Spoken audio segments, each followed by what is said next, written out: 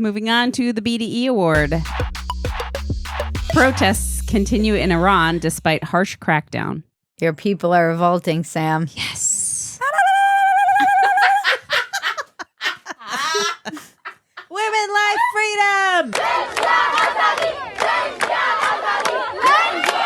I do want to. Maggie had to like talk me down off the ledge from just like cutting my hair off on dumpster fire today. I was actually looking in the mirror today. I was like, I could lose this part. Many Iranian women burning their headscarves, cutting their hair to show their anger, not only against compulsory hijab, against the whole regime. And this is just the beginning to an end. They want an end for gender apartheid regime. It's hard. I mean, it's amazing. Like these young and more teenage girls have died and been killed. And now in Tehran, there's like the whole city is in protest as of this morning. Yeah. And there's streets that are completely taken over by protesters.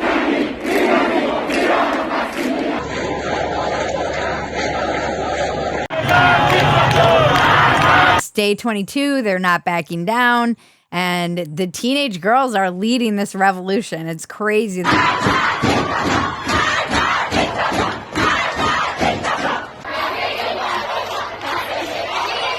like bravery of these teenage girls to face down the army.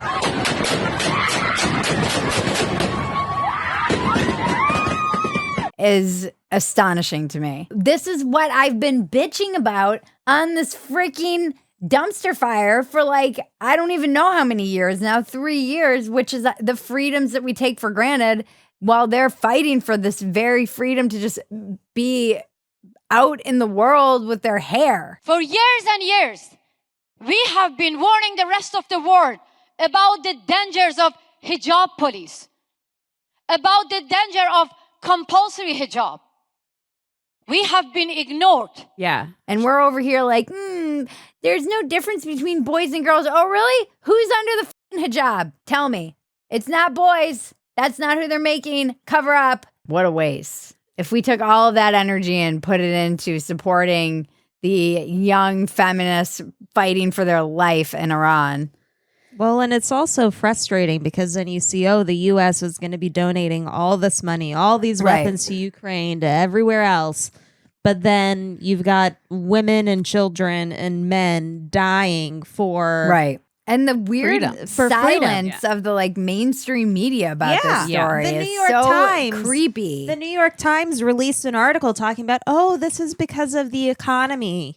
The economy. It's like, no, really? Yeah, no. They're protesting because of the economy? Yeah, no. It's 44 years of a regime. Yeah. I mean, some of the other media has been covering it, but you wouldn't really know that much about it unless you were on Twitter. People are starting to post more on Instagram about it, but it's not something that you're seeing. This should be like a daily thing that they're covering in the mainstream media. This is a huge grassroots revolution where young people are literally calling death to the dictator. He's a literal dictator. Yeah. I know you don't know what an actual dictator is because you thought Trump was literally Hitler, but this is an actual dictator, and these people are actually oppressed, and they're actually saying death to the dictator and stomping on his pictures in real time in a country where they're constantly oppressed and killed for doing so.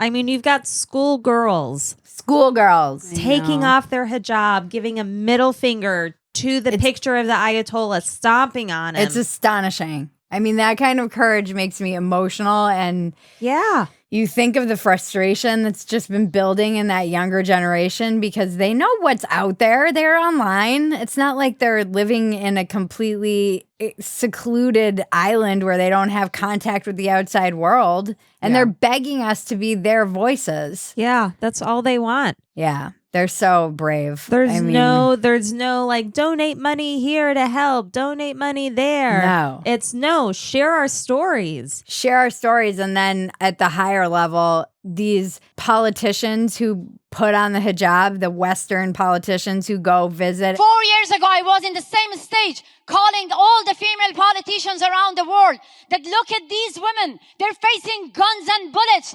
They're saying no to compulsory hijab. But these female politicians, they went to Iran. They wore hijab. They bow to our oppressors. It's so true. You are siding with their oppressors. What are you doing, Western feminists? I know you don't have to live in that country and deal with any of the repercussions of it, but these Western female leaders who are bowing to this should absolutely be apologizing and standing up and taking a stand on behalf of all these young teenage girls begging. You know, they don't need our help to save them. They're just saying, stop enabling the oppressors, stop enabling this regime. Right now, women are facing guns and bullets, but none of this made video to make an apology to Iranian women. None of them cut their hair. None of them burned headscarf. They think that they might cause Islamophobia. As a woman who grew up in Iran, under Sharia law, I have the right to be scared of Islamism. All of the Western nations that kind of look the other way because they want to maintain their whatever They're deals. like failed nuclear Yeah. deal I with don't Iran, know. which they're not even going to honor anyway. So what the No. I don't even know enough about it. I just know that it's bullshit and that, I don't know, Western feminists just seem to have like lost their core purpose. In Iran, I was told if I show my hair, I go to jail. I get lashes. I get killed like Mahsa Amini. In the West, by them, I was told that if I share my stories, I will cause Islamophobia. Yes, I am scared of Islamic ideology. Women of Afghanistan, they are scared of Taliban. We are scared of Islamic Republic. And I am not here to ask you, the Western female politician, to save us.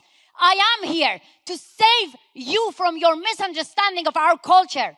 I'm here to ask you, stop saving the Islamic Republic.